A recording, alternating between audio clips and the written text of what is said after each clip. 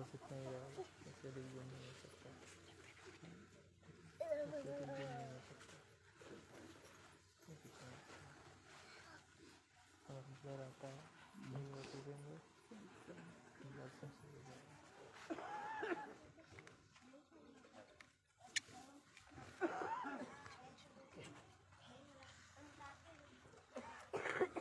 खत्म होने पर यहाँ से काट लो।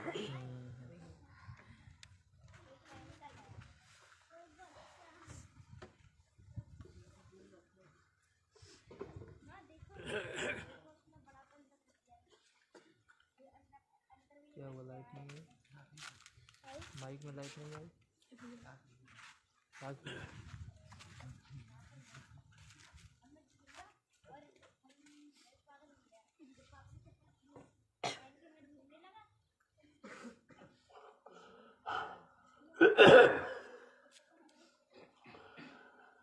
चलो चलो जल्दी चलो,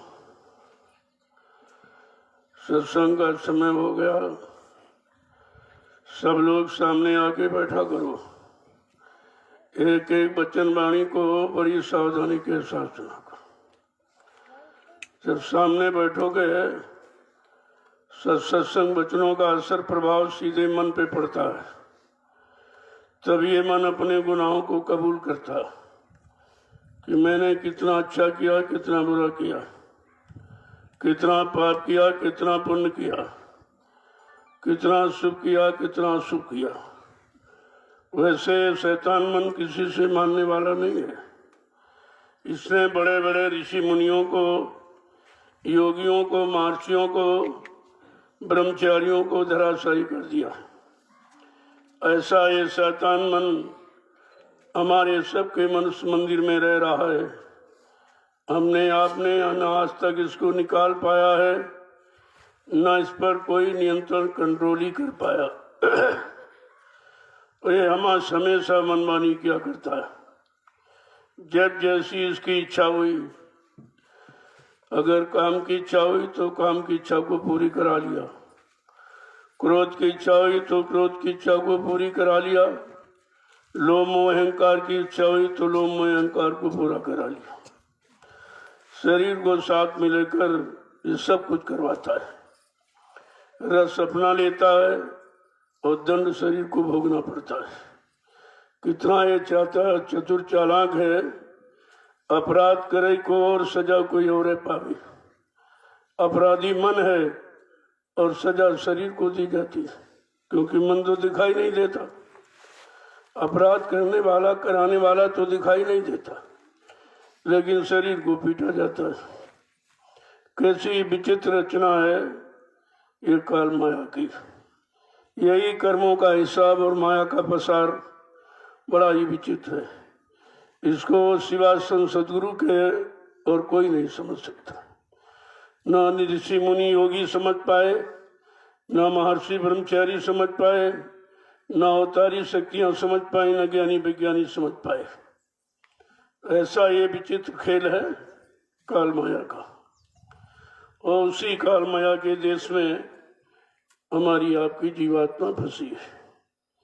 ये कैसे निकलेगी, कौन निकालेगा, कौन ले जाएगा, कौन पहुंचाएगा,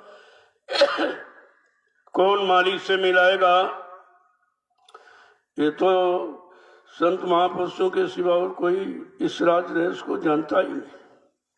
क्योंकि जीवात्मा के बारे में कोई जानकारी किसी ने दी नहीं है। जितने भी आए सतयुग त्रेता द्वापर में, बड़े बड़े ऋषि मुनि आए, योगी आए, लेकिन इसके बारे में किसी ने जानकारी नहीं दी कि ये जीवात्मा कहाँ की रहने वाली है और ये किसकी है और कैसे आई और यहाँ किसने उसको फंसा लिया। अब इसे निकालेगा कौन, घर कौन पहुँचाएगा, ये जानकारी यहाँ किसी ने नहीं दी। जो भी आए सब इसी में फंस के रहे। ब्रह्मा विष्णु महादेव भी फंसे हैं, जिनको यहाँ सब कुछ माना गया कि विधि हरिहर, यानी एक तो सृष्टि करता है, एक पालन करता है, एक संहार करता। इन तीन देवों को भी ये नहीं मालूम है कि जीवात्मा कहाँ की रहने वाली है। इसलिए जितने आए सभी फंसे ही रहे। जिन पर हमने आपने विश्वास किया, जिनके प्रति आस्था रखी कि ये सब कुछ है, यही सब कुछ देंगे, यही सब कुछ करेंगे, लेकिन ये जानकारी नहीं थी कि इनको कुछ नहीं मालूम है। ये तो केवल संत महापुरुषों को पता है, क्योंकि जिस देश मंडल मुकाम की रहने वाली जीवात्मा है उसी देश राजमंडल से संत महापुरुष आते हैं। उनको मालूम है उसके घर का पता कि वो कहाँ की रहने वाली है और कैसे आई और कैसे यहाँ फंसाई गई, अब इसको कौन निकाल के ले जाएगा, घर पहुंचाएगा, ये केवल उन्हीं को मालूम, किसी को नहीं मालूम। इसलिए जब कलयुग में संत पधारे तब ये रास्ता मिला कि नहीं, हमारी जीवात्मा यहाँ की रहने वाली नहीं है, ये तो काल माया का देश है और हमारी जीवात्मा का सच्चा देश सत्यलोक सचखंड अनामी धाम प्रभु धाम है। वो तो वहाँ की रहने वाली, जब तक वहाँ से कोई जानकार इधर नहीं आएगा तब तक इसको न कोई जगा सकता है, न कोई समझा सकता है, न कोई यादगार करा सकता, न कोई घर पहुंचा सकता है। देखो कितनी ये बड़ी जानकारी जो ये राज सब छिपा रहा, लेकिन संत महापुरुष आए, उन्होंने इस राज रहस्य को खोल दिया, इस पर शब्दों में कह दिया। अगर वो राज न खोलते तभी ये पता नहीं चलता।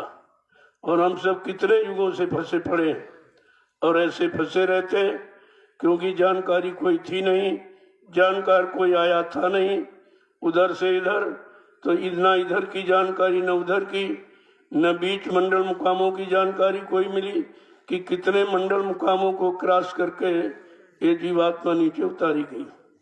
ये तो संत महापुरुषों ने जब कलयुग में सत्संग जारी किया, सत्संग के माध्यम से उन्होंने सारी जानकारी दिया, तब ये पता चला कि हम सब परदेसी हैं, हमारा घर नहीं है, हम तो पराये देश में हैं, पराये शासन हुकूमत में, मेरा यहाँ कोई मालिक नहीं है, मेरा कोई यहाँ रक्षक रखवाला नहीं है। ये जानकारी तो संत महापुरुषों ने सत्संग से माध्यम से दिया। इसलिए कलयुग के जीवों को कितना अच्छा अवसर मिला। वैसे तो कलयुग सबसे खराब है, लेकिन संत महापुरुषों ने कहा नहीं, कलयुग समनयान युग जो नरकर विश्वास, कलयुग के समान दूसरा अच्छा युग जीवात्माओं के लिए नहीं है, क्योंकि जो संत महापुरुषों के वचनों पर विश्वास कर ले, उनकी युक्ति पर, उन पर जो विश्वास कर ले, तो ये बहुत सरल है। अगर विश्वास न कर पाए और समझ न पाए तो बहुत ही खराब है। क्यों, इसमें तो निकलना मुश्किल है। इसमें कोई स्वच्छता सफाई कर्मों की है नहीं, कोई खान पान अच्छा है नहीं, कोई संग सोबत भी अच्छी नहीं, कोई विचार भी अच्छे नहीं है, तो निकलना बहुत मुश्किल है। लेकिन निकालने वाले जो संत महापुरुष आ गए, इसलिए कलयुग सबसे अच्छा। अब ऐसे सौभाग्यशाली समय में हमें आपको मानव तन मिला है, मानव तन के जानकार संत महापुरुष मिल गए, उन्होंने नाम की युक्ति दे दी। इसी युक्ति का नाम है नामदान। ये युक्ति जीवात्मा को जगाएगी, घर पहुंचाएगी, क्योंकि हम सब जीवात्माओं का आधार नाम ही है। नाम आधार, नाम डोर शब्द डोर को पकड़ा करके सारी रूहों जीवात्माओं को इस मृत्यु लोक मंडल पर उतारा गया था। लेकिन काल माया ने इतनी होशियारी चालाकी की कि धीरज से बहका भरमा करके इसकी नाम डोर शब्द डोर छीन लिया। जब आधार छीन गया तो बेचारी ये क्या कर सकती, बेबस हो गई। अब ना तो वो जा सकती है, ना कुछ कर सकती है, बस वही अपने स्थान पर त्रुटि धाम दोनों आंखों के मध्य भाग में बैठी है। जब वो बीच के मंडल में आई तो त्रुटि धाम जहाँ पर मन का स्थान है, वहीं से मन को साथी बना लिया कि चलो हम तुम दोनों नीचे देख के वापस चले आएंगे और बगैर तुमको साथ ले मैं नहीं आऊंगी। ये उसने वादा किया। बस इसी वादे में बेचारी फंसी पड़ी है, क्योंकि मन इधर नीचे उतर गया इंद्री घाटों पर भोगों के गंदा क्षणिक रस लेने के लिए, और वहीं पर फंस गया। अब वो वहां बैठ के इंतजार करती है, अरे भाई मन कब आएगा, कब आएगा, कब वापस लौट के आएगा, कब इसको साथ में लेके मैं घर जाऊंगी, क्योंकि मैंने वादा किया है और वो वादे को भूल गया है। इतना ज्यादा यानी मतलब उसमें विभोर हो गया है भोगों में कि सारी याददाश्त खत्म हो गई कि मैं किधर से आया, कौन मुझके साथ में ले आया था, किसी ने मेरे लिए कोई वादा, कोई संकल्प, कोई प्रतिज्ञा की, ये सब भूल गया। अब धीरे धीरे धीरे धीरे ये जानकारी संत महापुरुषों ने दी। जब जानकारी मिली तब ये होश में आया कि हम सब तो पराये देश में फंसे, हमारा यहाँ कुछ है ही नहीं, हमारा किसी पर अधिकार, हमारा शरीर पर भी अधिकार नहीं, जब चाहता तब छीन लेता है और हम कुछ कह नहीं सकते। और जितने नाते रिश्ते हमने शरीर से बनाए उस पर भी हमारा कोई अधिकार नहीं, उनको जब चाहता तब छीन लेता बिना बताए। किसी की पत्नी छीन लिया, किसी का पति छीन लिया, किसी का बेटा भाई, ये सब छीन लेता है, हम लोग कुछ कर नहीं सकते। लेकिन ये जानकारी संत महापुरुषों ने दी, अरे भाई ये तुम्हारा यहाँ कुछ नहीं, तुम्हारा होता तो तुम्हारे अनुसार जाता आता, तुमसे पूछ के ले जाता कोई, तुम्हारा यहाँ कुछ नहीं है, तुम्हारी सिर्फ केवल चेतन जीवात्मा है और उसके बारे में किसी ने बताया नहीं। जो अपनी चीज थी उसके बारे में किसी ने नहीं बताया। वो तो संत नाते जगत में तो जरमता संसार। अगर संत महापुरुषों का आगमन इस भारत भूमि पर, इस भूमंडल पर न हुआ होता तो हम सब सुरतों जीवात्माओं को कभी यहाँ से जाने का मौका ही नहीं था, क्योंकि इतने उसने जाल बना रखे, इतना फंसा रखा है और चारों तरफ काम, क्रोध, लोभ, मोह, अहंकार का विकट पहरा लगा दिया। ये इतने पहरेदार जबरदस्त हैं कि एक से हम मुकाबला नहीं कर सकते। तो कितने झंझट में इसको रखा गया, कितने यानी मतलब फंसाने का कितना विकट जाल उसने बनाया। अभी जाल को तोड़ने वाला तो कोई नहीं, जो भी आया इसी जाल में फंस के रहा। लेकिन जब समृद्ध दाता दयालु आए तो उन्होंने ऐलान किया कि मैं इस काल के जाल को तोड़ूंगा और जीवात्माओं को निकालकर उनके घर पहुंचाऊंगा। ये वादा केवल समृद्ध सदगुरु दाता दयालु का, और किसी ने ये वादा नहीं किया। इतने संत आए सत्यलोक से, उन्होंने भी इस तरह का वादा नहीं किया। लेकिन समृद्ध दाता दयालु जब भूमंडल पर आए अनामी धाम से प्रभु नाम को लेकर के, उन्होंने ये वादा किया है कि मैं काल के जाल को तोड़ूंगा, कलयुग को भगाऊंगा और सतयुग को लाऊंगा। जब कलयुग जब तक भगेगा नहीं, जाएगा नहीं, परास्त नहीं होगा, तब तक उसके जाल से जीवात्माओं को मुक्त कैसे कराया जाएगा। हम सब जीवात्माओं को मुक्ति दिलाने के लिए, उसके जाल से मुक्त कराने के लिए कितनी बड़ी प्रतिज्ञा की, कितना बड़ा वादा संकल्प लिया, लेकिन हम आप उसे समझ नहीं पाए कि ये हमारे लिए वादा हो रहा, हमारी जीवात्मा के उद्धार कल्याण के लिए वादा हो रहा, हम ये कुछ नहीं समझ पाए। जबकि समझाने वाले ने कितना समझाया, इतना समय स्मृत लोक मंडल में समझाने में किसी ने नहीं दिया जितना बाबा जय गुरुदेव जी महाराज ने। उन्होंने 10 जुलाई 1952 से 2012, ये 60 वर्ष का समय हम सब जीवात्माओं को जगाने, चिताने में, होश में ले आने में, सही सच्चे रास्ते पर खड़ा करने में, नाम डोर शब्द रोड पकड़ाने में कितना लंबा समय दिया। लेकिन फिर भी हम आप समझ नहीं पाए, यानी समय को भी खराब किया। न अपनी बात, अपना काम करा पाए, न उनकी बात समझ पाए। तो इससे बड़ा और नुकसान ही क्या हो सकता है। जो काम किसी ने कभी नहीं किया और सब के सब यहाँ 3-3 युगों से फंसे पड़े रहे, उस काम को करने के लिए समृद्ध सतगुरु दाता दयालु आए, लेकिन हमने आपने उनको पहचान ही नहीं पाया। जबकि वो आए सर्वप्रथम उन्होंने पहचान ही दी, क्योंकि ऐसा कभी आया नहीं था। ऐसी समृद्ध शक्ति ये भूमंडल पर कभी नहीं आई थी जो इस जीवात्माओं के लिए इतना कठिन व्रत वादा संकल्प करती। इसलिए उनको अपना परिचय देना पड़ा कि ताकि ये कलयुग का जीव बेचारा भूल भ्रम तो वैसे भी फंसा है, कर्मों के जाल में इतना फंसा है तो ये तो समझ सकता नहीं। उनको सब खोल करके कहना पड़ा। खोल कर कहने के बावजूद भी हम समझ ही नहीं पाए। कहा चलो इसको परिचय दे दें कि तुम्हारे घर से आज तक यहाँ कोई नहीं आया, तुमको लेने के लिए नहीं आया, तुमको जगाने के लिए नहीं आया, तुम्हारी नाम डोर शब्द डोर पगड़ा करके ये वादा करके घर पहुंचाने का कोई नहीं आया। तो उन्होंने जो वादे किए हैं पहले वही हमको आपको समझ लेने चाहिए। वादा तो सच्चा संकल्प होता है कि हम आए वही देश से जहां तुम्हारो धाम, तुमको घर पहुंचाना एक हमारा काम। अपना काम बता दिया कि मेरा एक ही काम, इस मृत्युलोक मंडल पर जितने आए राजपाट धन दौलत मान सम्मान अधिकार के लिए आए, लेकिन मेरा ये काम नहीं है। मैं अपनी रूहों जीवात्माओं सुरतों को जगाऊंगा और इनके घर पहुंचाऊंगा, क्योंकि मैं उसी घर से आया हूं जहां की ये सब रहने वाली है। इतना परिचय तो किसी ने दिया नहीं। और कहा कि भल चाहो तो चेतो, आए लगा दी नाव, बहुरी बहुरी पछताओगे फिर मैं सोता हूं। कितनी बड़ी बात यह है कि मैंने शब्द की नौका लगा दी है, तुम पश्चाताप हमेशा करते रहोगे, क्योंकि फिर कोई ऐसा आएगा नहीं जो तुमको इस तरह से आवाज लगा के जगाए और तुम्हारे लिए नाम नौका लगा के उसका भी प्रचार करे कि तुम इस पर बैठ जाओ, मैं तुमको तुम्हारे घर पहुंचा दूं।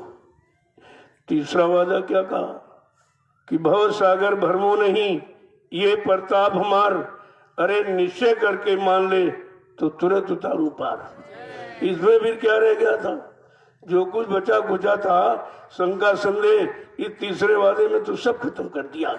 क्या सुख तोरी वो जीवात्माओं, इस भवसागर में तुम कोई भूल भ्रम संदेह मत करना कि तुम्हारे लिए कोई दूसरा आएगा या दूसरे नाम का कोई बेड़ा लगाएगा। ऐसा कोई नहीं आएगा।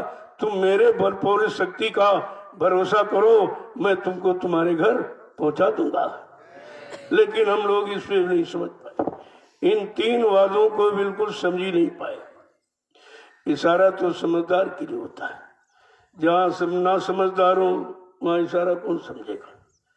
इसीलिए संत महापुरुषों जो पहले आए उन्होंने यही कहा, जो सैन बैन समझे नहीं उससे कुछ न कहें, कुछ मत कहना। कबीर साहब ने तो यहाँ तक कहा सुनी माने नहीं, दे धक्के दो चार। उन्होंने इतना हमदर्दी का काम नहीं किया। लेकिन जो समृत मालिक आया है, जिनकी सारी रूहें जीवात्माएं हैं, उनको तो हमदर्दी ही हमदर्दी। उन्होंने ऐसा कोई वचन नहीं कहा मैं तो कोई मुझे कुछ भी करना पड़े लेकिन मैं इनको घर पहुंचाऊंगा। उसके लिए कोई लीला, कोई खेल, कोई करिश्मा, कुछ भी करना पड़े, लेकिन मैंने इनको नामदान दिया है। नामदान का मतलब गड्ढे में ढकेलना नहीं होता। नामदान का मतलब जिम्मेवारी होती। जिसको नाम डोर से पकड़ा दिया या दे दिया या बांध दिया, उसको जब तक घर नहीं पहुंचाऊंगा तब तो मैं इस मानव शरीर को छोड़ के जाने वाला नहीं हूँ, नहीं तो वादा खिलाफी हो जाएगी। इतना सख्त वादा प्रतिज्ञा किसी ने की नहीं। लेकिन हम सब अज्ञानी जीव थे, कभी सुना था नहीं, ऐसा कभी देखा नहीं, कोई ऐसा आया नहीं, उसके बारे में जानकारी किसी ने दी नहीं, तो हम सब लोग भ्रमित हो गए। इतना भ्रमित हो गए उनको ही छोड़ दिया। चलो छोड़ दिया वहां तक ठीक, ये भी कहने लगे कल वो मर के चले गए, धोखा दे के चले गए। अरे भाई, संत महापुरुषों ने कभी धोखा दिया है? या उनका कोई ऐसा इतिहास तुम्हारे पास है कि इतने संत आए इन कलयुग में, क्या किसी ने धोखा दिया है या जो कहा उसको पूरा नहीं किया?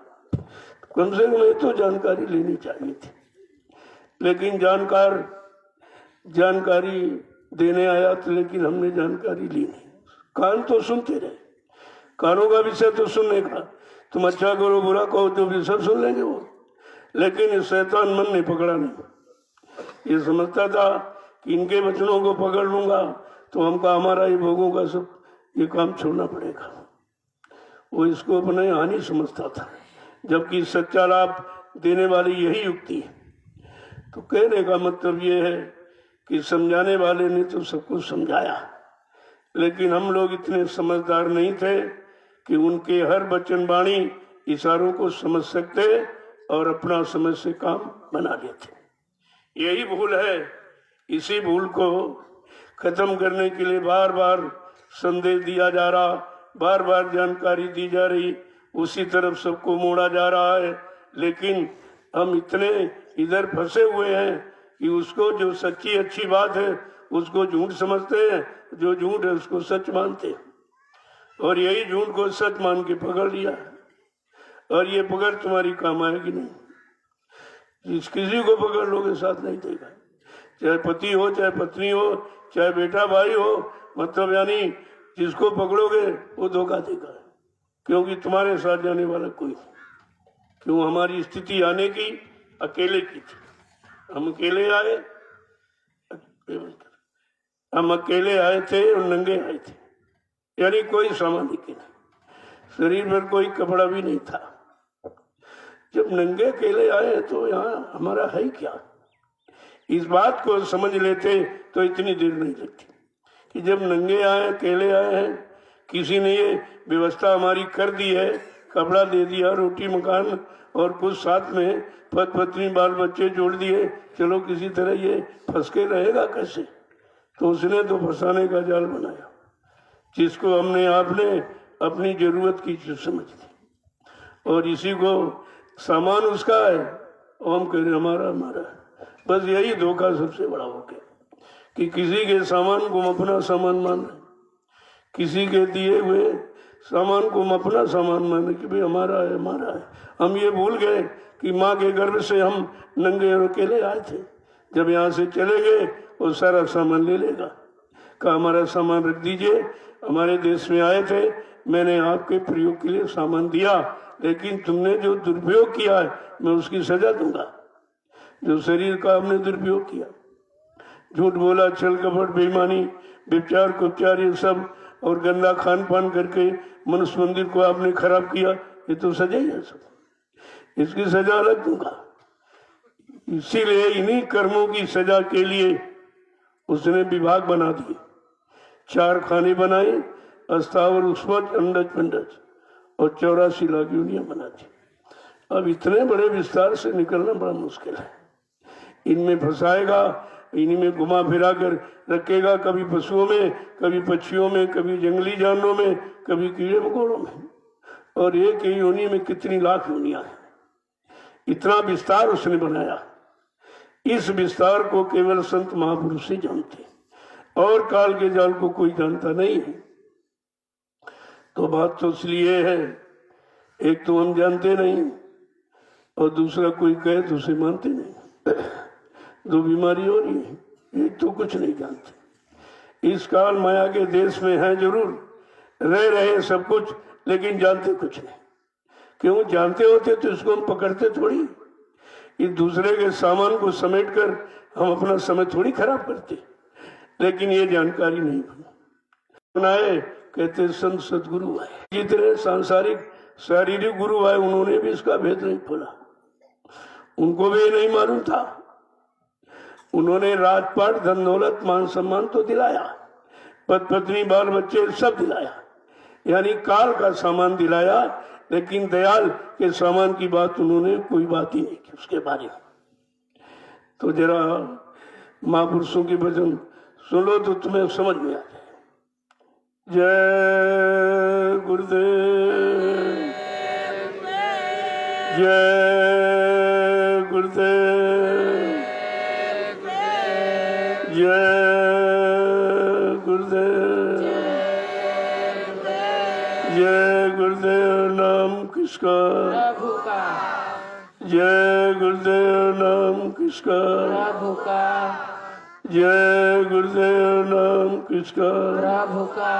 प्रभु का प्यारा नाम। जय गुरुदेव। समृद्ध दाता दयालु पूज्य स्वामी जी महाराज, आज के इस प्रातःकालीन नैमिषारण्य की तपोभूमि पर लघु सत्संग में सम्मिलित होने वाले समस्त गुरु प्रेमी आशिक जनों, बड़ा सौभाग्य का समय जीव का होता है, तब ये पावन घड़ी मिलती है जिस घड़ी में हम आप आज बैठे हैं।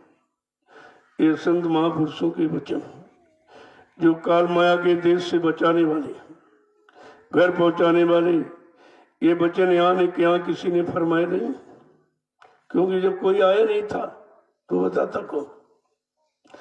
अब ये सौभाग्य मिला है तो उसका लाभ उठा लेना चाहिए, क्योंकि ये बार बार समझ इंद्रियों से कुछ भी करोगे उसका फल भोग यहाँ आपको भोगना पड़ेगा। उसके लिए कोई इमारत और नहीं बनी कि वहां जाके आपको भुगतान करा जाए, यहीं पर। इसीलिए उसने ये विभाग बनाए, योनियां जिसमें शरीर बनाए हैं कि कर्मानुसार जैसे जैसे कर्म करोगे इन योनि में आपको जन्म दूंगा, फिर जन्म होगा, फिर मृत्यु, फिर जन्म, फिर मृत्यु।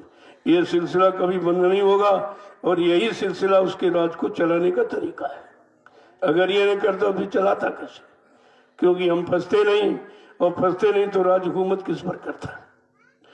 तो जब संत सदगुरु आए, सच्चा गुरु जब आया तो उसने ये रास्ता बताया। सच्चा गुरु, सतगुरु, सत माने ईश्वर, ब्रह्मपार ब्रह्म महाकाल, सतपुरुष से मिलाए, दर्शन दीदार कराए, घर पहुंचाए, उसको सतगुरु कहते। गुरु तो यहाँ बहुत आए, लेकिन सतगुरु समय का एक ही आता। सतगुरु है, गुरु बहुतेरे, और बने तो सतगुरु से बने, बिगड़े तो भरपूर। ऐ जीवात्मा सुरतुरु हो, जब कभी तुम्हारी बनेगी तो समय के आए सतगुरु दयाल से बने, नहीं तो बिगड़ जाएगी। क्योंकि और तो सब फंसाने वाले, इधर की तरफ ले जाने वाले, यहीं के कर्म सिखाने कराने वाले। लेकिन समय का जब सतगुरु आएगा वो तुमको निकालने की का तरीका बताएगा और निकालने का संदेश देगा कि कैसे निकलोगे, कहाँ कहाँ फंसे हुए भी जानकारी देगा, वहां से कैसे कैसे निकलोगे वो तौर तरीके सब बताएगा। तो कहा 3 रास्ते। हम आपको मन ने फंसाया और किसी ने नहीं फंसाया, मन ने, और मन अंदर बैठा दिखाई नहीं देता। फंसाने वाला, लगाने वाला तो अंदर बैठा हुआ, उसके बारे में हमें आपको जानकारी नहीं, कि हमें आपको खुद ही नहीं दिखाई देता। अपना मन होते हुए भी अपने को दिखाई नहीं दे रहा, और कराता है, देखो काम भी कराता है, सलाह भी देता है, अच्छे बुरे पाप पुण्य की, और दिखाई भी नहीं देता। बड़ा अजीबो गरीब खेल है ये सब। इसी खेल को समझना बड़ा मुश्किल है। इसी खेल को समझाने बताने के लिए संत सतगुरु आए, उन्होंने पूरा रास्ता दिया। अब जरा उनके 2 वचन सुन लीजिए तो आपकी समझ में आ जाए कि हमारे लिए कौन आया, हमारी जीवात्माओं के हित कल्याण उद्धार के लिए कौन आया। तो क्या कह रहे हैं?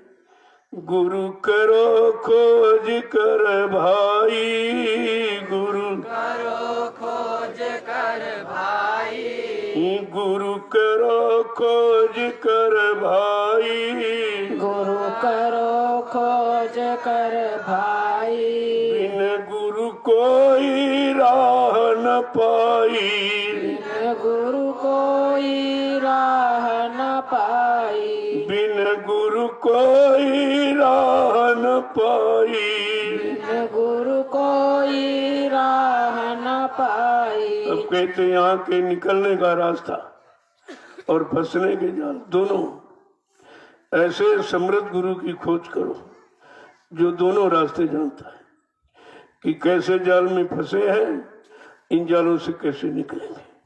जो फंसने फंसाने का और निकलने निकालने का दोनों रास्ते जानता है, ऐसे गुरु खोज करो।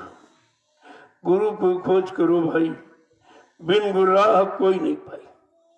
वो रास्ता कोई यहाँ पा नहीं सकता, न ज्ञानी न ध्यानी न विज्ञानी न ऋषि न मुनि, ये नहीं पाए जिनको हमने भगवान कहा है। त्रेता के राम, द्वापर के कृष्ण, उनको भी ये रास्ता नहीं मिला। जीवात्मा के जगाने का, कर्मों के जाल में फंसे निकले कैसे, ये तो रास्ता उनको भी नहीं मिला। आगे समझा के क्या कह रहे हैं कि जग डूबा भव जल धारा, जग डूबा भव जल धारा, जग डूबा भव जल धारा, जग डूबा भव जल धारा, कोई मिला न काढ़न हारा, कोई मिला न काढ़न हारा, कोई मिला न काढ़न हारा, कोई मिला न काढ़न हारा। गुरु करो खोज कर भाई, गुरु करो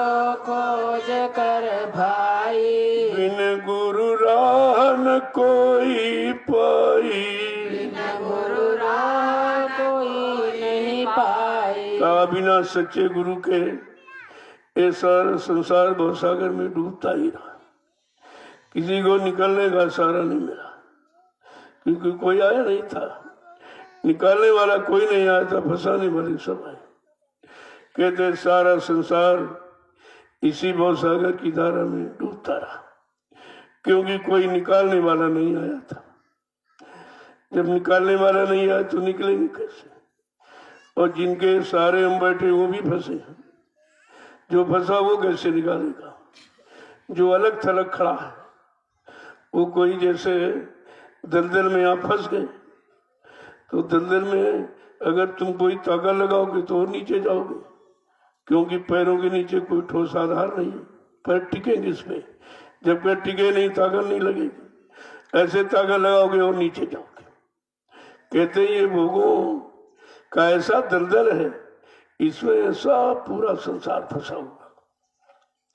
अब कोई डोरी रस्सी फेंकते, कहते तुम इसको पकड़ लो, मैं तुमको निकाल लूंगा। अगर उस पर विश्वास हो जाए और डोरी को पकड़ लो तो वो खींच के आपको बाहर कर देगा। वैसे नहीं कोई निकाल सकता।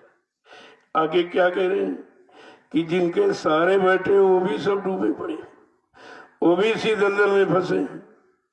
किनके सहारे बैठे हो कि जग पंडित भेष विचारे, जग पंडित भेष विचारे, जग पंडित भेष विचारे, जग पंडित भेष विचारे, क्या जोगी ज्ञानी हारे, क्या जोगी ज्ञानी हारे, क्या जोगी ज्ञानी हारे, क्या जोगी ज्ञानी हारे। गुरु करो खोज कर भाई, गुरु करो खोज कर भाई, बिन गुरु राह न कोई पाई। बिन गुरु राह कोई नहीं पाई। आज इतने ज्ञानी ध्यानी थे और ये दाढ़ी बाल, लाल पीला कपड़ा, चंदन बंदन, ये सब भेष वाले, ये भी सब बेचारे हार गए, क्योंकि बाहर में तो था नहीं, वो तो अंदर में है और ये सब बाहर में भेष बनाते रहे। कहते हैं क्या जोगी ज्ञानी हारे, तो तमाम तरह का योग करने वाले, तमाम तरह का वाचक ज्ञानी, अक्षरों को पढ़ने याद कर रटने वाले, ये सब बेचारे हार गए, क्योंकि वेद थके, ब्रह्मा थके और थक गए शेष महेश। और जहाँ गीता का गम नहीं वो सतगुरु का देश। जिस देश की हमारी सब जीवात्माएं, वहां तो ये कोई पहुंचे नहीं, न वेद न पुराण न कुरान, कुछ नहीं। ये सब शरीर इंद्रियों की यही क्रिया बताते सिखाते हैं और संसार में रहने के साधन बताते हैं, लेकिन काल माया के कर्मों के जाल से निकलने का साधन कोई नहीं बताते। कहते जिनके सारे तुम अभी तक बैठे थे सब हार गए, ये सब बेचारे फंसे, इनसे तुम्हारा कोई काम नहीं होगा। और के काम किनसे होगा? उनसे हम मिले नहीं, उनसे प्रेम प्रीति प्रतीत की नहीं। आगे क्या कह रहे हैं कि संतन से प्रीति न धारी, संतन से प्रीति न धारी, संतन से प्रीति न धारी, संतन से प्रीति न धारी, क्यों उतरे भोजल पारी, क्यों उतरे भोजल पारी, क्यों उतरे भोजल पारी, क्यों उतरे भोजल पारी। गुरु कहे करो खोज कर भाई, गुरु कहे खोज कर भाई, बिन गुरु राह न कोई पाई। बिन गुरु राह कोई नहीं पाई। कहते वैसे तो कोई निकालने वाला आया ही नहीं, न सतयुग में न त्रेता न द्वापर में।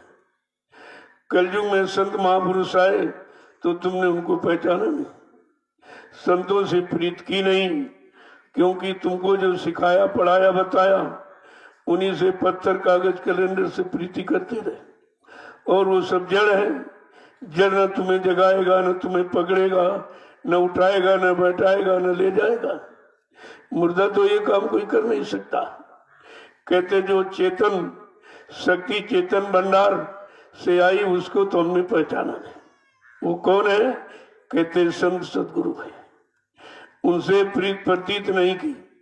जो मेरे लिए हमें भवसागर से निकालने के लिए नाम नौका लेके आया, उससे तुमने प्रेम प्रीति प्रतीत कुछ नहीं किया।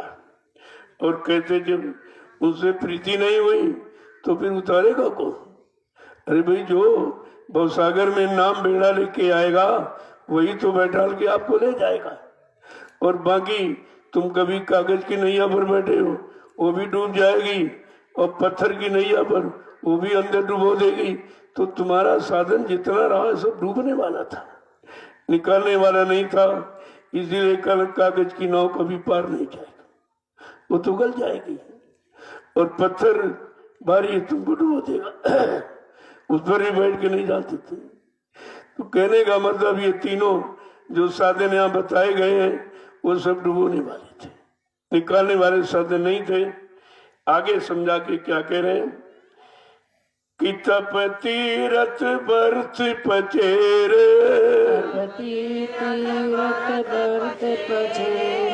तप तीरथ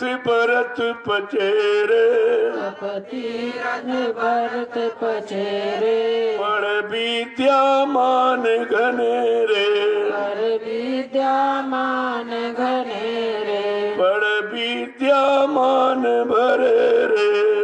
विद्यामान भरे रे। गुरु करो खोज कर भाई, गुरु करो खोज कर भाई, बिन गुरु राह कोई पाई, बिन गुरु राह कोई नहीं पाई। अब जो भारत बाहर में तुम्हें तीर्थ व्यर्थ नाना प्रकार के, जिनमें श्रम समय पूंजी हमने आपने सब खर्च बर्बाद कर दी, मिला कुछ नहीं।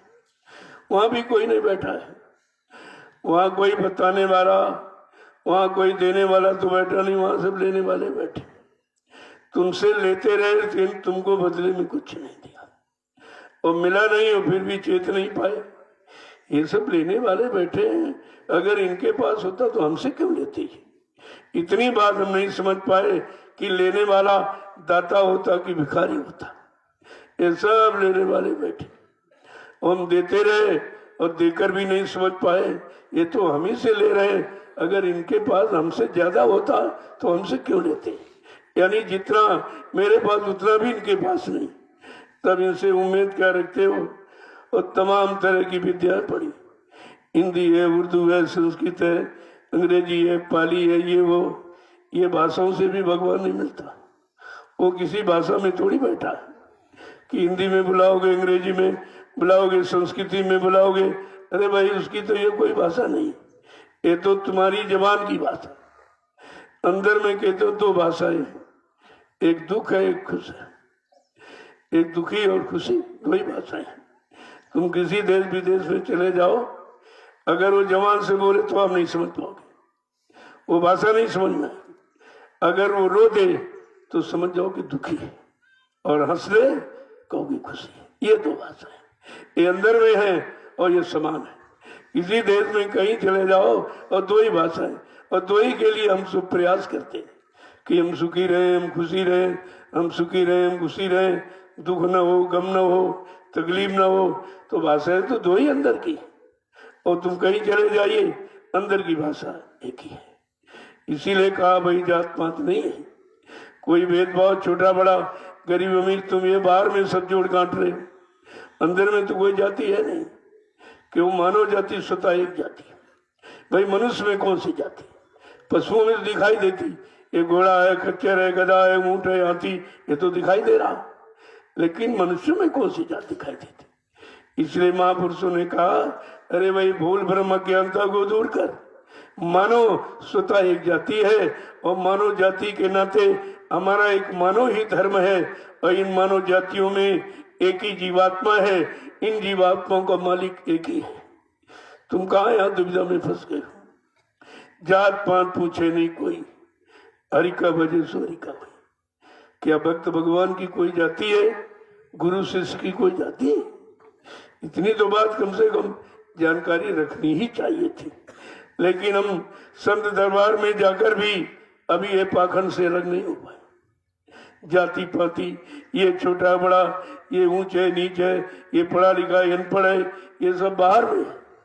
अंदर में तो जीवात्मा, कोई पढ़ाई लिखाई तो अंदर में है नहीं। अंदर में जीवात्मा की कोई जाति नहीं, न जीवात्मा की जाति न परमात्मा की जाति। और वो दो ही सत्य है, बाकी सब झूठ है। झूठ में आपने तमाम जातियां बना डाली और सत्य में एक ही, वहां दूसरा ही नहीं। तो क्या कह रहे हैं? ये तमाम तरह की विद्याएं भाषाएं पढ़कर ये भी बेचारे अहंकार में डूबे रहे। क्या कोई विद्या भाषा पढ़ लो रट लो तो क्या उससे भगवान मिल जाएगा? परमात्मा खुदा कोई भाषा में बंधा है। आगे क्या कह रहे हैं कि भक्ति रस नेक न पाया, भक्ति रस नेक न नानक पलटू रविदास हजारों संत महापुरुष आए, इसी नाम रस को सबने पिया और विषय रस से अलग हो गए, वो घर पहुंच गए और यहाँ से विषय रस में डूबे पड़े हैं और उसका अहंकार करते हैं। विषय रस का अहंकार है। अरे भाई नाम रस मिल जाए तो ठीक है कि हमको मिल गया, और विषय रस जो तुम पान करे तो पशु पक्षी कीड़े मकोड़े सभी तो सबको मिल रहा है। इसमें तुम्हारे लिए कौन सी खासियत है? जो पशु कर रहा वही तुम कर रहे हो। पशुओं के बाल बच्चे तुम्हारे भी बाल बच्चे, वो भी भोजन करता, नींद लेता, मलमूत्या करते, तुम ही वही काम करते हो। 6 कर्मों में तो सारी सृष्टि पूछी हुई, लेकिन 7वां कर्म क्या है? इसी को सत्कर्म कहते हैं।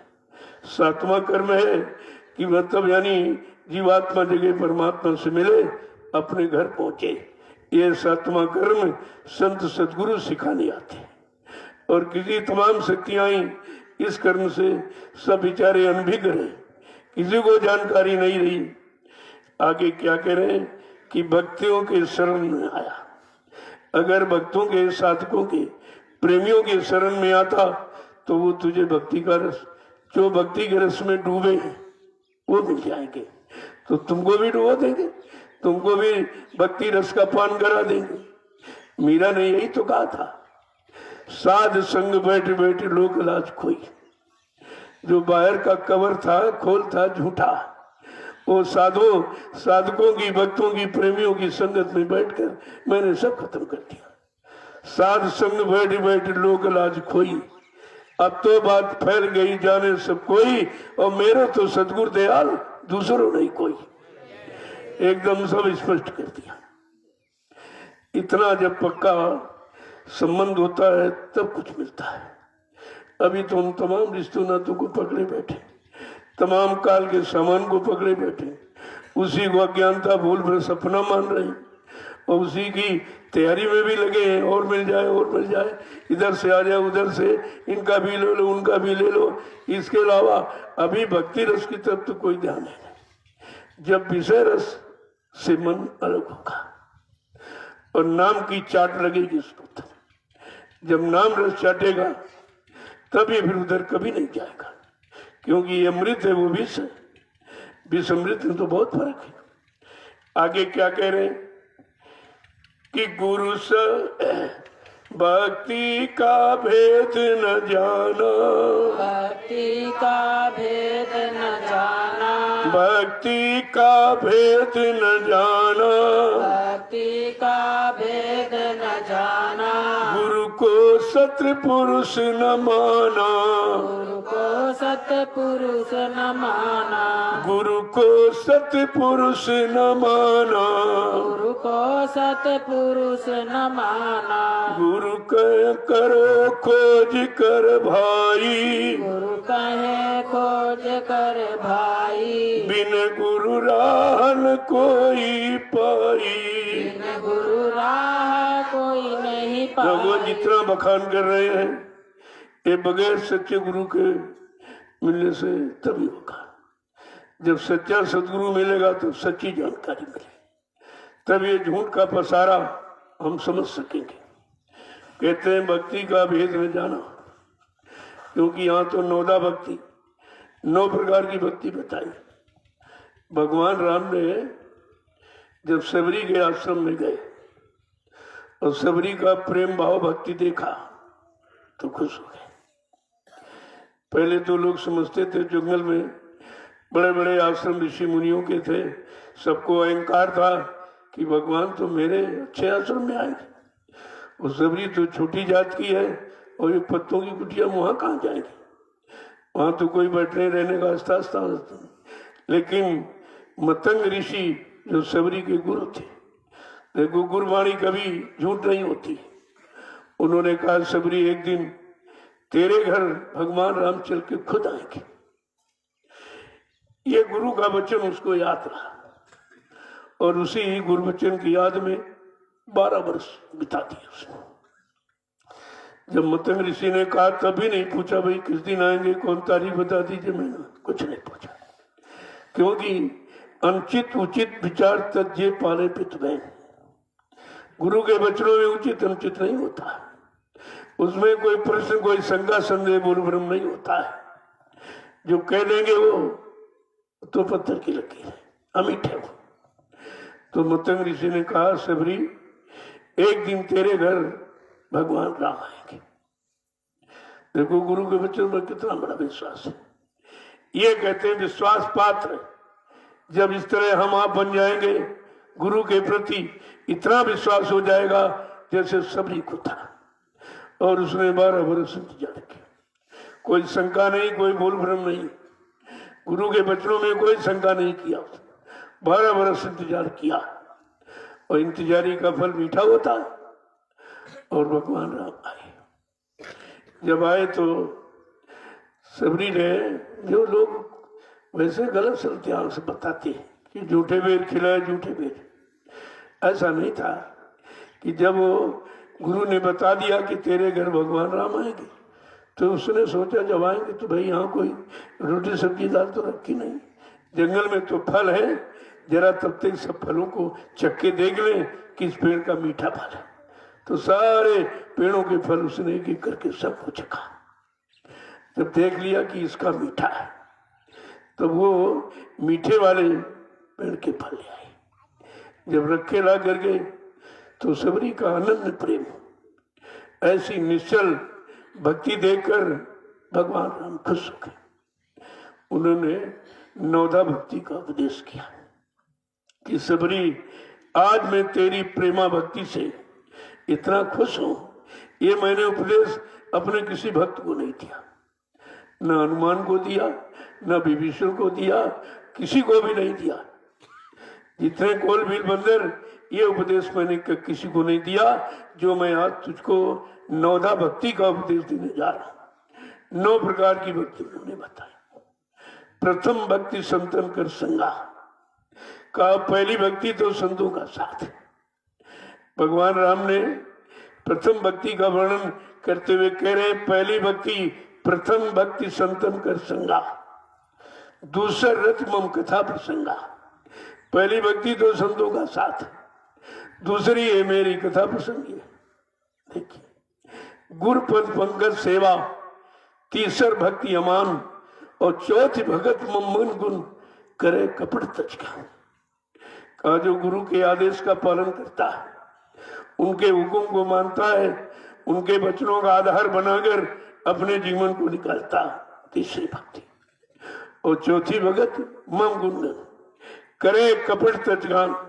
चौथी भक्ति जो मेरा गुणानुवाद कपट यानी स्वार्थ लोभ लाजर रख के नहीं करता। यहाँ तो बगैर स्वार्थ के कोई करेगा नहीं। जब राम कथा सुनाने आते पैसा पहले तय कर लेते, इतने लाख लूंगा, इतने हजार लूंगा, ये भोजन दो हमको, ये मेवा देना, ये दूध देना, ये फल देना, जितना चढ़ावा आएगा सब मेरा होगा। ये तो सब पहले ही तय करते। ये कौन सी राम भक्ति कर रहे हैं, लिखा क्या कर क्या रहे। चौथी भगति मम गुणगन करे तप कपट तज ज्ञान। चौथी प्रकार की भक्ति है जो मेरा गुणानुवाद ये कपट स्वार्थ लोभ लालच छोड़कर निश्चल भाव से करेगा, वो मेरी चौथी भक्ति पाने का अधिकारी होगा। ये भी तो लोगों ने नहीं पढ़ा, जो रामचरितमानस में लिखा वो भी नहीं पढ़ पाए। अपने स्वार्थ के आगे ये धर्मार्थ सेवार्थ परमार्थ सब भूल गए। कि स्वार्थ स्वार्थ स्वार्थ स्वार्थ स्वार्थ, कुछ नहीं मिला, करने पर भी कुछ नहीं मिला। क्योंकि जो लिखा है जब उसके अनुसार कहोगे कि वो संत वाणी है, वो अमिट है, जब संत वचन के अनुसार आप चलेंगे, पालन करेंगे, तब उसका आपको लाभ मिलेगा। वो कहते कि पंचम भगन सुवेद प्रकाश, पांचवी भक्ति है भजन।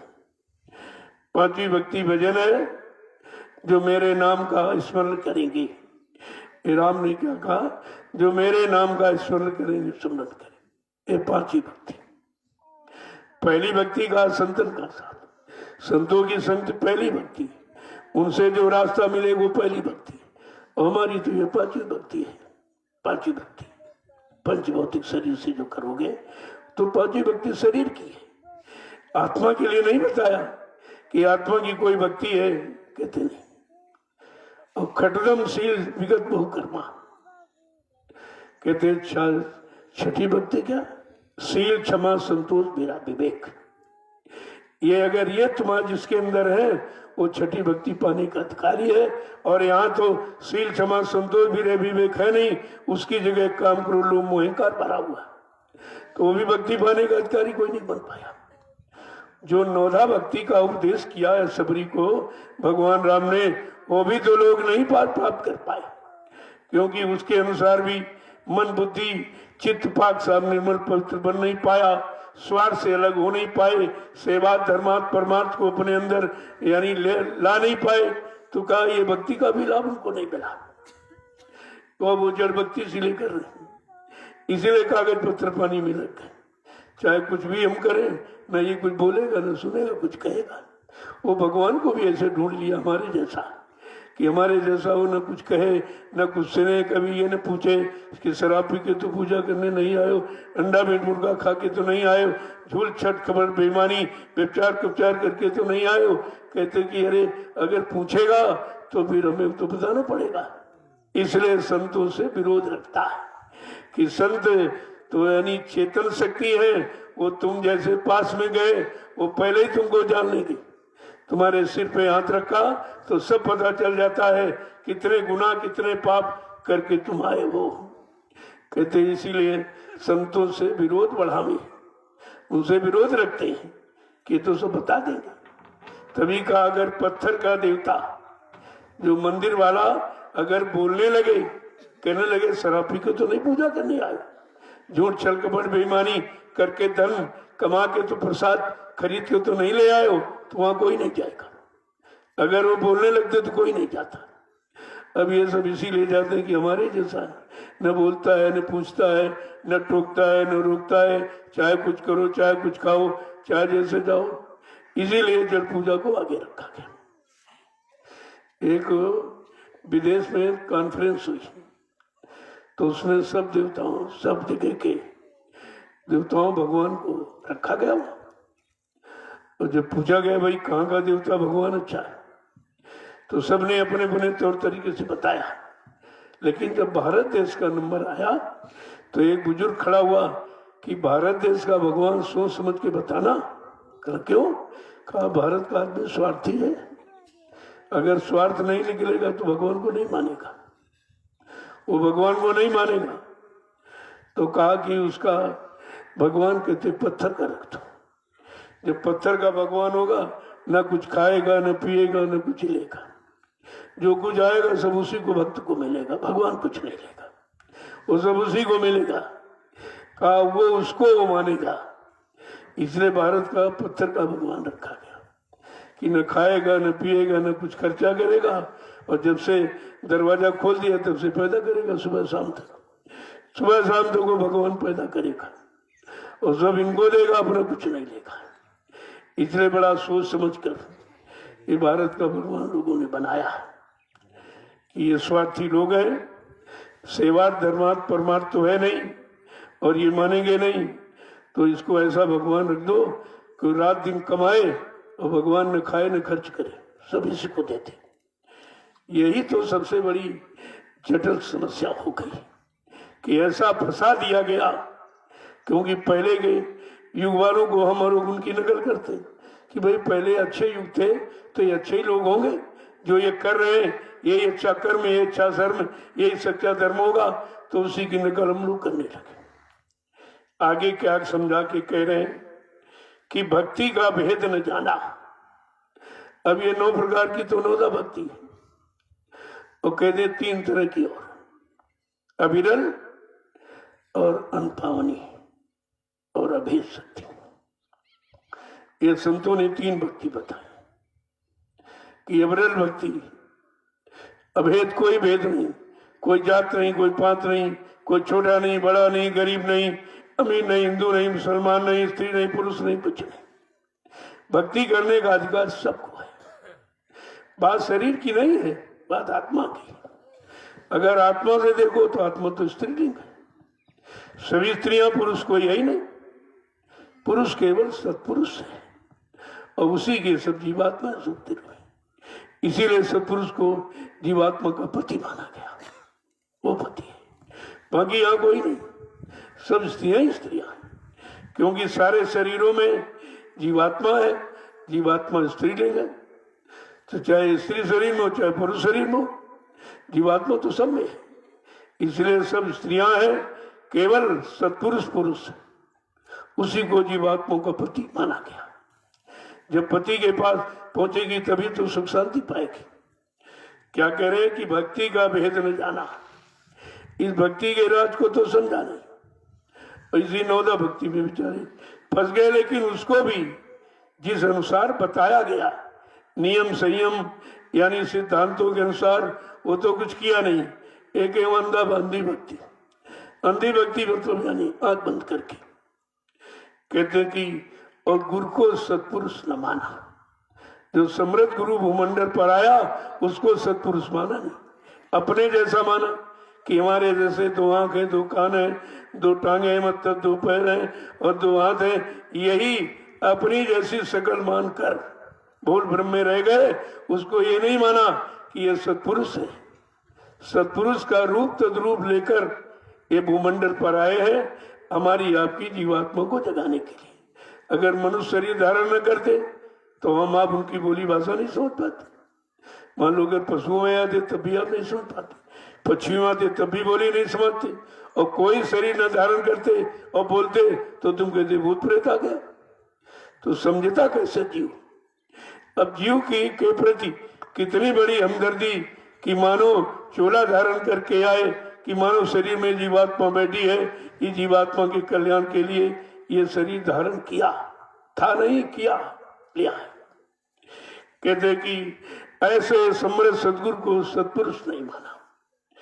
आगे क्या कह रहे हैं कि गुरु सबको पार लगावे, गुरु सबको पार लगावे, गुरु सबको पार लगावे, गुरु सबको पार लगावे, जो जो उन चरणन को ध्यावे, जो जो उन चरणन को ध्यावे, जो जो उन चरणों को ध्यावे, जो जो उन चरणों को ध्यावे। गुरु करो खोज कर भाई, गुरु करो खोज कर भाई, बिन गुरु राह न कोई पाई। बिन गुरु राह कोई नहीं पाई। कहते हैं सदगुरु सबको पार लगाने आए।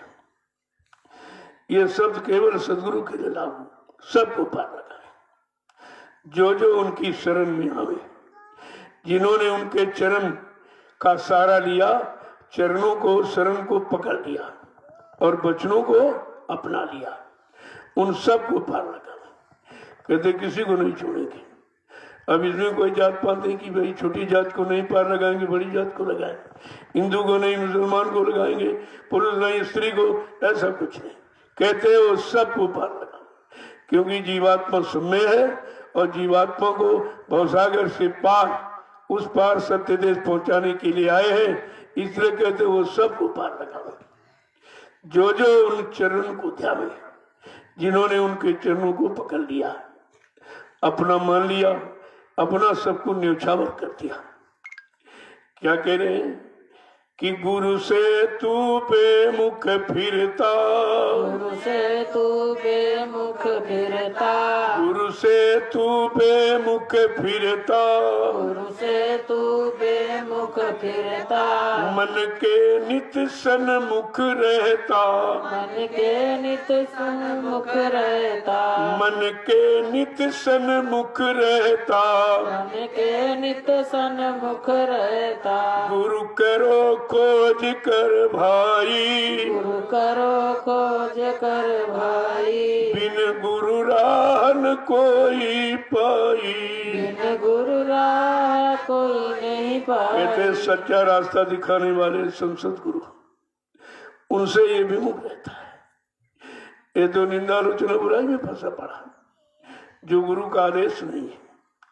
गुरु का आदेश है कि किसी की निंदा न करना न सुनना, न उसके पाप के बोझे से दब जाओगे। आदेश तो ये है। अब गुरु के आदेश को नहीं मानता, अपनी मनमुक्ता में, अपने गरूर गुमान घमंड में इसकी निंदा, उसकी बुराई, उसकी गंदगी सब समेट के लिए बैठा है। जो गंदगी समेट के बैठा है, क्या उसमें खुशबू निकाल सकता हो या दे सकता किसी को? निंदा आलोचना बुराई करने वाला न कि स्वयं अच्छा अपने मन को बना सकता, न दूसरे के मन को ठीक कर सकता, न अपना कल्याण कर सकता है, न दूसरे का कल्याण कर सकता है। क्योंकि ये निंदा आलोचना बुराई तो ये काल का सामान है, और दयाल के सामान से जीवात्मा जाएगी। काल के सामान से तो पहले से बहुत पकड़े बैठे, इसीलिए नहीं जा पा रहे हो, और ऊपर से ये और कर रहे। क्या कह रहे हैं कि गुरु से तू बेमुख फिरता, मन के नित सन्मुख रहता। हमेशा मन को सामने रखकर जो मन कहे वही करता है, और मन कभी यानी संतों की संगत की तो सलाह देगा नहीं, वो सत्संग वचनों की सलाह नहीं देगा, सत्य की तरफ आने की सलाह नहीं देगा। वो तो काल के झूठे यानी सामान की तरफ बार बार उसी तरफ ले जाएगा आपको। आगे क्या कह रहे हैं कि कर्मों में पचता खपता, कर्मों में पचता खपता, कर्मों में पचता खपता, कर्मों में पचता खपता, नर देही बात गंवाता, नर देही बात गमाता, नर देही बात गंवाता, नर देही बात गमाता, गुरु करो खोज कर भाई, गुरु करो खोज कर भाई, बिन गुरु राह न कोई पाई। बिन गुरु राह कोई नहीं पाई। कहा इसी भौतिक कर्मों में, सांसारिक इंद्रियों के भोगों के कर्म में रात दिन इसी में खप रहा, यानी सारा जीवन इसी में नष्ट कर रहा। जो भी जीवन मिला, चाहे पशुओं का मिला तो भोगों में, पक्षियों का मिले तो भोगों में, कोई भी शरीर हो मिले सब भोगों में। पुरानी आदत थी भोगों में फंसने की। 4 खान 84 लाख इतना लंबा सफर भोगों का किया है, तो एक बार जब अवसर मनुष्य मंदिर का मिला तो इसमें भी भोगों में चला गया। पुरानी आदत के अनुसार इसमें भी मन भोगों की तरफ भाग गया। कह रहे उन्हीं भोगों के कर्मों में पचता खपता ये सारा जीवन बर्बाद किया, और अब की बार ये नरदेही यानी मनुष्य शरीर मिला तो वो भी उसी में गमा रहा, तो होश कब आएगा? संत महापुरुष उसी बेहोशी को खत्म करने के लिए, जो भोगों की गफलत नींद में हम सब लोग बेहोश सो रहे हैं, खबर कुछ नहीं, पता कुछ नहीं, तो इन्हीं जीवों को जगाने के लिए आए। कहते हैं कर्मों में पचता खपता और नरदेही बात गमाता। ये मानो अनमोल शरीर मिला, इसको भी व्यर्थ में गंवा रहा, क्योंकि ये परमात्मा की प्राप्ति के लिए मिला, और वो शरीर भोगों की प्राप्ति के लिए, ये नाम योग की प्राप्ति के लिए मिला। लेकिन स्वभाववश 4 खान 84 लाख नरकों की योनियों में घूमते फिरते भोगों में फंसते रहते वो आदत खत्म नहीं हो पाई। जब ये मानो अनमोल मंदिर मिला तो इसको भी उसी में गंवा दिया। आगे क्या कह रहे हैं,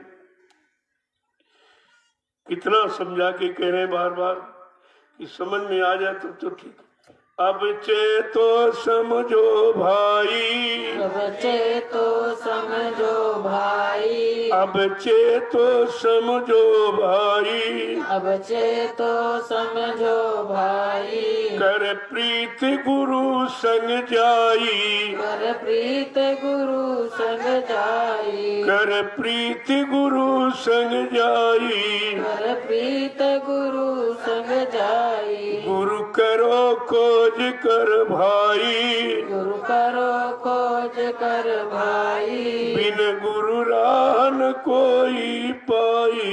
बिन राह कोई नहीं पाए। आए अब पीछे तो जागो संभलो।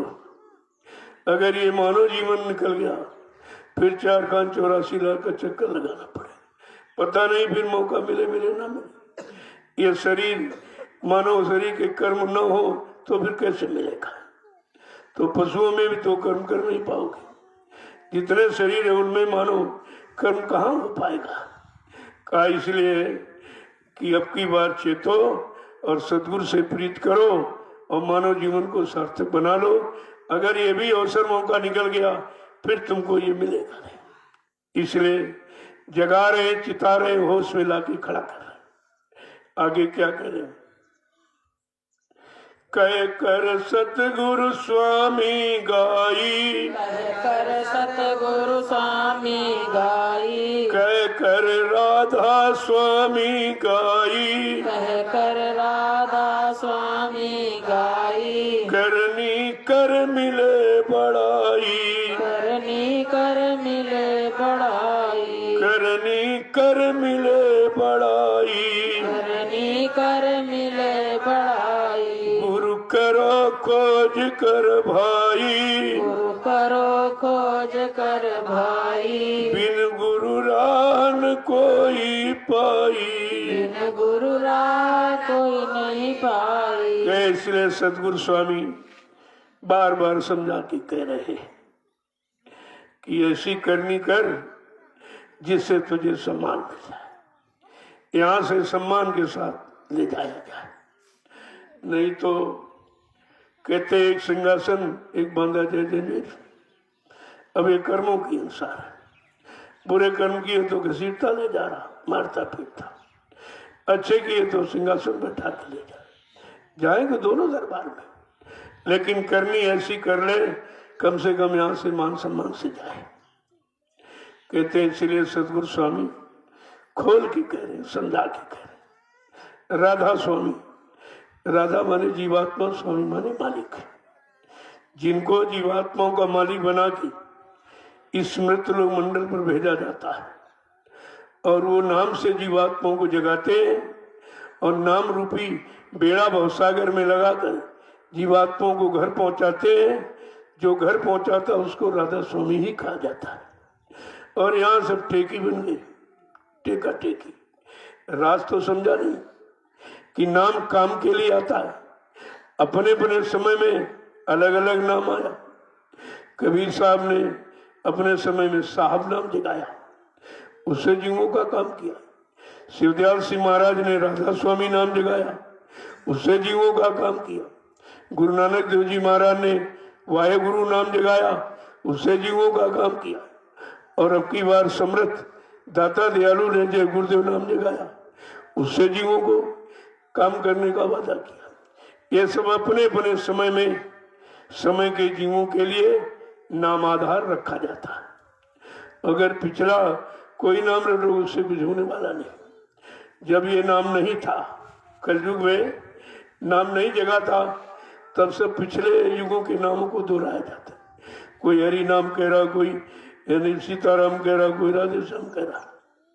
कि पिछले नामों को याद करते रहो तो शुद्ध साप्त बने रहोगे, क्योंकि वो नाम दंड देने वाले।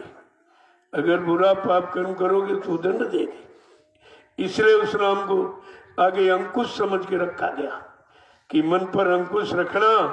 अगर बुरा करोगे तो फौरन ये मार लगाएंगे आप। इसलिए उस नामों को आगे रखा गया कि इनको याद करते रहोगे तो जुर्म और हत्या और हिंसा और पाप ये बुरे कर्म आप नहीं करोगे। तो समय का जब कलयुग का नाम आएगा तो जल्दी नाम को समझ लोगे, नाम से लग जाओगे, जुड़ जाओगे, तुम्हारा काम जल्दी हो जाएगा। इसलिए उस युग में ये काम किया गया।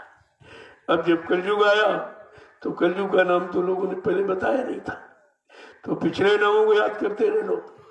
लेकिन संत गोस्वामी जी महाराज जब आए तो उन्होंने इशारा, वैसे सतगुरु का इशारा तो सबने किया है, कबीर साहब ने भी इसी सतगुरु का इशारा किया है, लेकिन गोस्वामी जी महाराज ने बिल्कुल खोल कर कहा कि गुरु बिन बहुनी तरह न कोई, जो विरंच शंकर सम हुई, कि भवसागर पार जाने के लिए गुरु नाम आएगा।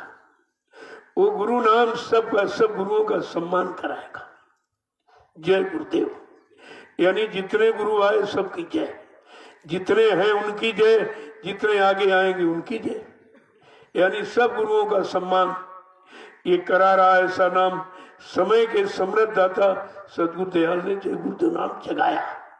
हम सब कलयुग के जीवों के अंदर गुरु की मर्यादा, गुरु का सम्मान, प्रतिष्ठा, गौरव, गरिमा कायम करने के लिए, तो वो कितनी बड़ी चीज, ऐसा नाम आया जो किसी का विरोध नहीं। जितने गुरु अभी तक आए सबकी जय, और जितने हैं उनकी जय, और जितने आगे गए उनकी जय होगी। ऐसा जय गुरुदेव नाम सबको यानी सम्मान देने वाला, सबका शिष्टाचार करने वाला। लेकिन फिर भी तो लोग नहीं समझ पाए, फिर भी नहीं समझ पाए। अगर रामचरितमानस को पढ़ लेते तो ध्यान में आ जाता कि गोस्वामी जी महाराज ने यानी राम नाम कृष्ण नाम क्यों नहीं कहा। ये क्यों कहा कि गुरु बिन भवनी तरह ने कोई, राम बिना क्यों, गणे कृष्ण बिना हरि नाम का क्यों नहीं किया, इसके बगैर भवसागर नहीं पार जाएगा। उन्होंने गुरु नाम की व्याख्या क्यों की। गुरु बिन भवनी तरह ने कोई, जो विरंच शंकर सम हुई। कैसा भी ब्रह्मा विष्णु महादेव के समान धर्मवान, बलवान, बुद्धिमान, कीर्तिमान, यशमान क्यों न बन जाए, लेकिन ये भवसागर बगैर गुरु के पार कोई नहीं जाएगा। वो गुरु जो नाम नौका लेके आया, अगर नाम नौका नहीं है तो भवसागर से पार कैसे जाएगा। साधन तो चाहिए, तभी प्रचार कराया। नाव लगाई शब्द की गुरु ने, चढ़ बैठे कोई सूर। कहा जो शब्द की नौका लगा दी है भवसागर पार जाने के लिए, हम सब रूहों जीवात्माओं के लिए, लेकिन कोई सूरवीर बैठेगा। लोभी लालची ये व्यभिचारी कुपचारी नहीं बैठेंगे उस पर, वो भी इशारा है। तभी तो 3 तरह का वादा किया गया कि, लेकिन समझे नहीं पाए कोई, समझ किसी ने नहीं पाया कि वादे 3 तरह का क्यों किया गया। अरे भाई 1 नहीं 2 नहीं 3 में तो कोई समझ लो। अगर कोई समझ लो तो कम से कम तुम्हारा काम तो हो जाए, लेकिन नहीं समझे, कोई नहीं समझ पाया कि भवसागर में नाम नौका लगा दी, नाम लगाई, नाव लगाई शब्द की गुरु ने, वो भी नहीं समझ पाए। फिर कहा हम आए वही देश से जहां तुम्हारा धाम, तुम सबको घर पहुंचाना एक हमारा काम, तुम सबको घर पहुंचाने के लिए नाम नौका लगाई।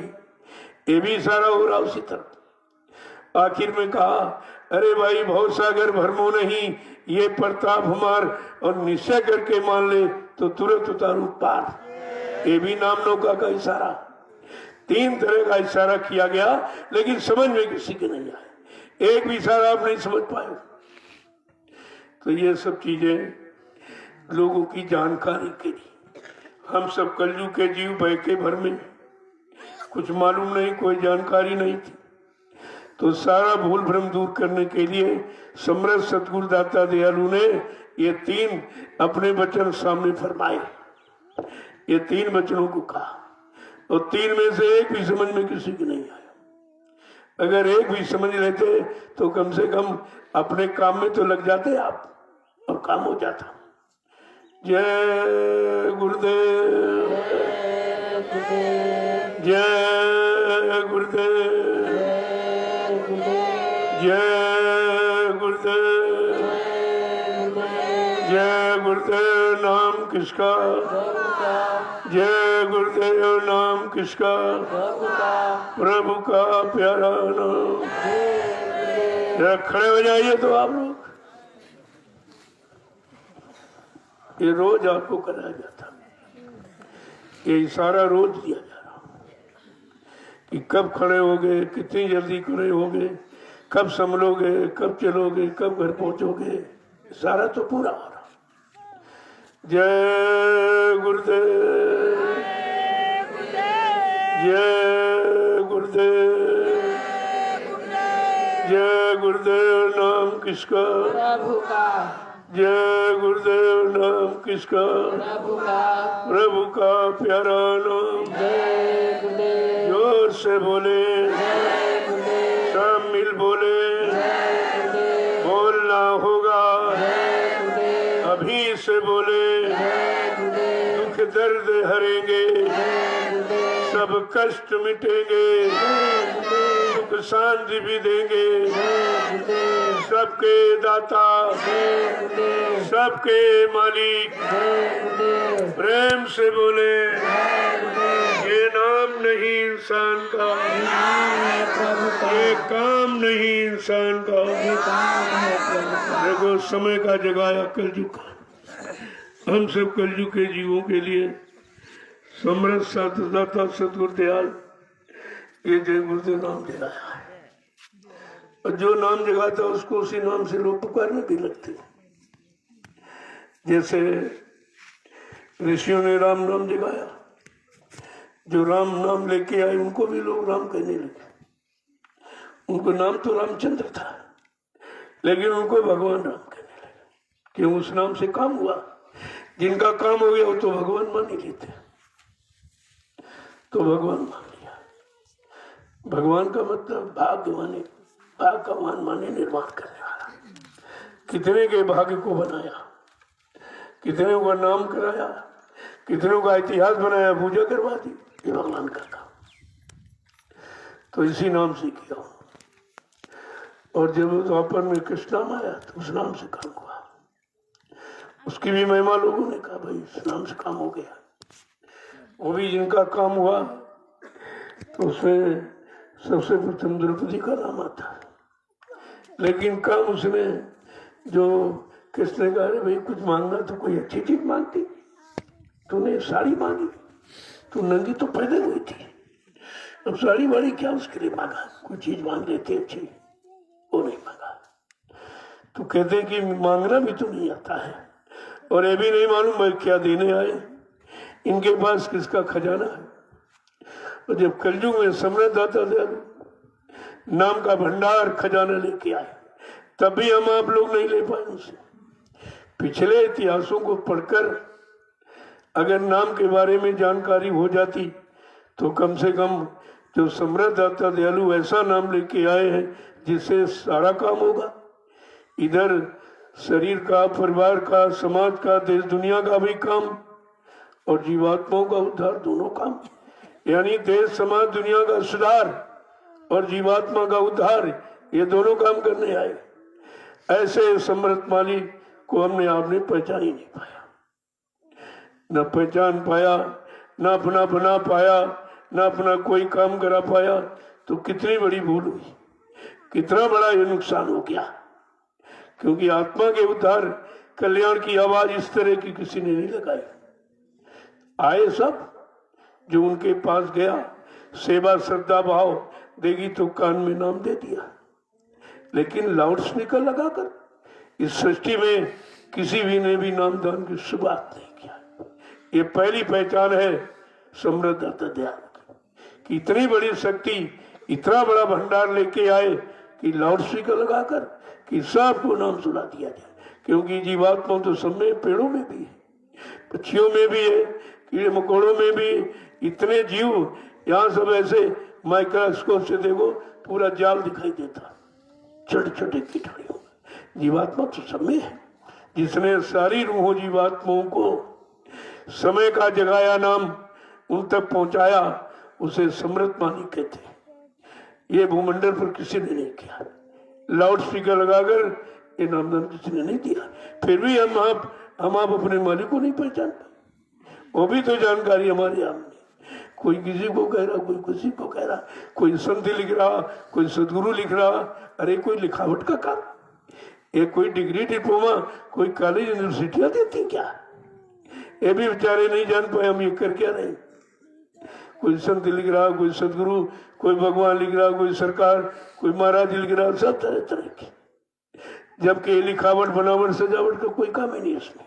जो काम करेगा उसका नाम होगा, लेकिन काम करने वाला कभी अपने नाम के लिए काम नहीं करता, अपने नाम का प्रचार नहीं करता, अपनी जाति का, अपने घर मुकाम, माँ बाप इनका प्रचार थोड़ी करता। वो तो जगह नाम का प्रचार करता, क्योंकि नाम सबका आधार है, उसका भी आधार। तो अपने आधार को छोड़कर क्या वो सांसारिक भौतिक प्रचार करने लगेगा? शरीर के नाम का, अरे भाई शरीर तो कोई ना कोई नाम तो रखा जाता। शरीर कहीं पैदा होगा तो माँ बाप भी होंगे, और मतलब यानी परिवार और जाति सब कुछ होगी, लेकिन उससे मतलब नहीं है। वो तो मानव शरीर आने का रास्ता है, वो तो रास्ता है, काम अलग है, वो अलग है। जय गुरुदेव, जय गुरुदेव। इसलिए जब भी आए तो उन्होंने कभी अपने को गुरु नहीं कहा, न गुरु कहा, न संत कहा, न सदगुरु कहा, न भगवान, न सरकार, महाराज, कुछ नहीं कहा। लेकिन जिनको लाभ मिलता है वो कुछ न कुछ कह देते हैं, वो तो उनकी आस्था है। ये तो भारत देश आस्थामान देश है, यहाँ लोग पत्थर को भगवान कह रहे। क्या उनकी आस्था मिटा सकते हो? कागज कैलेंडर घर में टांगे आरती पूजा करते देवी देवता समझ कर, क्या उनकी आस्था को आप मिटा सकते हो? अरे आस्थामान देश है, यहाँ पत्थर के पैर छूते लोग, कागज कैलेंडर के जड़ है, जड़ के पैर छूते। ऐसी आस्था यहाँ बना दी गई कि ऐसी श्रद्धा, ऐसी सेवा भाव, ऐसी नम्रता और दीनता जब आ जाएगी तब तुम समृद्ध से भी, चेतन से भी कुछ अपना लाभ प्राप्त कर सकते हो। ये आस्था बनाने के लिए कहा गया। अब ये लोग जानते तो कुछ है नहीं उसके बारे में। जैसे कोई बीमारी आपको हो जाए, लाइलाज बीमारी, सब जगह कहते हैं, डॉक्टर कहते भाई अभी बचेगा नहीं। अगर कोई साधारण व्यक्ति कोई जड़ी बूटी दे दे, वो ठीक हो जाए, तो वो मरीज क्या कहेगा? डॉक्टर साहब तुम तो भगवान हो गए। वो भगवान मानेगा। देखो आस्था उसकी जुड़ी, वो भगवान मानेगा, क्योंकि हमको जीवन दे दिया, हमारी जिंदगी बच गई, तो वो तो भगवान मानेगा इसको। अब तुमको अरे इसको भगवान, तो डॉक्टर भगवान क्यों कह रहा है? अरे उसकी आस्था से पूछो, उसका विश्वास पूछिए, उसका श्रद्धा देखिए, आप क्यों मान रहा, क्यों कह रहा है? तो ये अपनी बनी आस्था श्रद्धा का विषय है। यहाँ पर आस्थामान देश है, तमाम मजहब, तमाम धर्म, तमाम मत मतांतर, तमाम फिरके। तो ये फिर क्यों बने? जिसकी जिसमें आस्था है, जिसका जिसमें विश्वास है, उसको वो चीज मिल रही है, दिखाई दे रही, तो वो तो मानेगा। लेकिन तुमसे थोड़ी कह रहा तुम भी मान लो, ये तो नहीं कहा जाता, ये कोई नहीं कहता। तो ये आस्थामान देश है। यहाँ आस्थाएं भिन्न भिन्न तरीके की जगह जगह लोगों की जुड़ी हैं, लगी हैं कि आप उनको वहां से हटा सकते हो या आस्था खत्म कर सकते हो, और सबको आस्था का अधिकार है। ये अधिकार सबको, किसी आस्था को कोई मिटा नहीं सकता। जय गुरुदेव, जय गुरुदेव, जय गुरुदेव। नाम किसका? जय गुरुदेव। नाम किसका? प्रभु का प्यारा नाम। अब आप लोग चलिए, देखो कोई सेवा मिल जाए। हमेशा जब आओ आश्रम पर तो ये जरूर रखो भाव की सेवा मिल जाए, अच्छी बात है। क्योंकि घर गृहस्थी परिवार से आए हो छोड़ छाड़ के, तो कुछ न कुछ तो सेवा मिलनी चाहिए। जब सेवा मिल जाएगी तो आपको संतोष हो जाएगा। सेवा से ही कर्म करते हैं, इसलिए संत महापुरुषों ने अपने अपने जीवों के कर्म भोग के उतारने के लिए सेवा का आधार रखा। वो अपने बने समय में रखा है। किससे किसके कैसे कर्म है ये तो जानकारी है नहीं किसी को, उनको सब जानकारी है। इसीलिए उसी तरह की सेवा का आधार बना देते हैं कि चलो भाई इनका ऐसे काम हो जाए, ऐसे काम हो जाए। ये संतों की महिमा है। जय गुरुदेव। अब आप लोग चलिए, देख लो कोई सेवा में रह गई थोड़ी बहुत, उधर वो निर्माण कार्य हो रहा, उधर देख लो।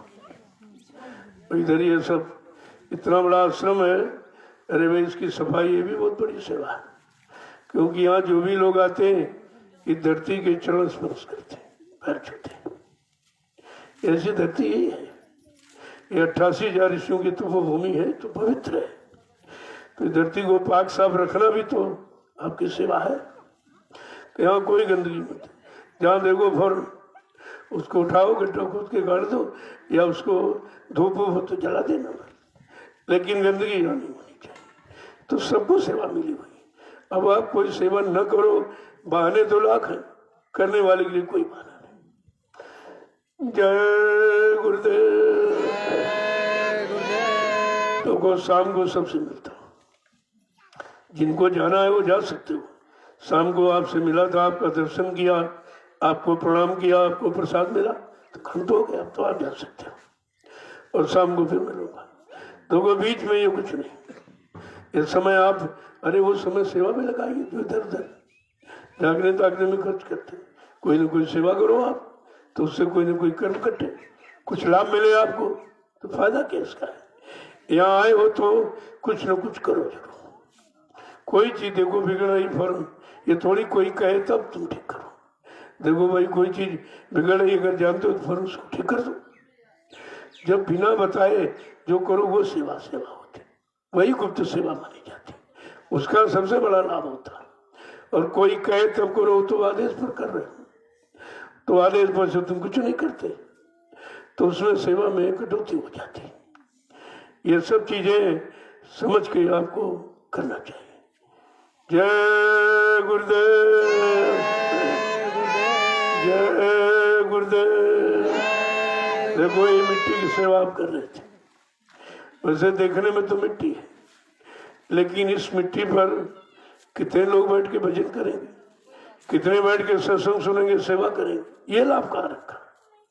मिट्टी तो सारा हिंदुस्तान धरती तो धरती है, लेकिन जो लाभ इसका वो नहीं। इसलिए मिट्टी का मत समझो, इसमें कितना बड़ा लाभ, किसके किसके लाभ कैसा कैसा छिपा है, कैसे कैसे कर्म किसके कट जाएंगे, ये सब इसमें छिपा हुआ है, और आपको इसका लाभ उठा लेना चाहिए। जय गुरुदेव। चलो बाप।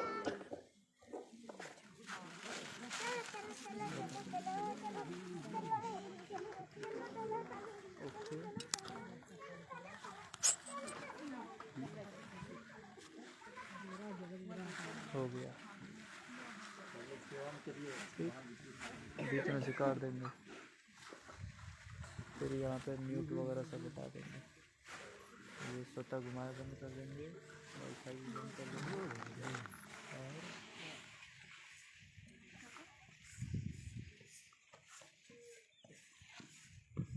म्यूट करें, इसको बता देंगे ध्वनि को। चार्जिंग 3% अभी से तुरंत इस टाइम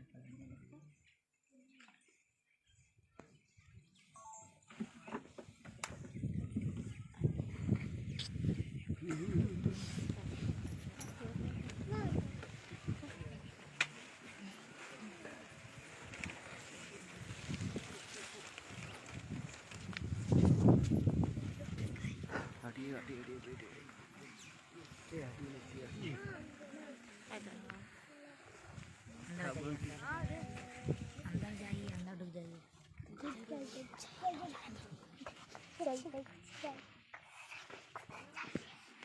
जय गुरुदेव। जय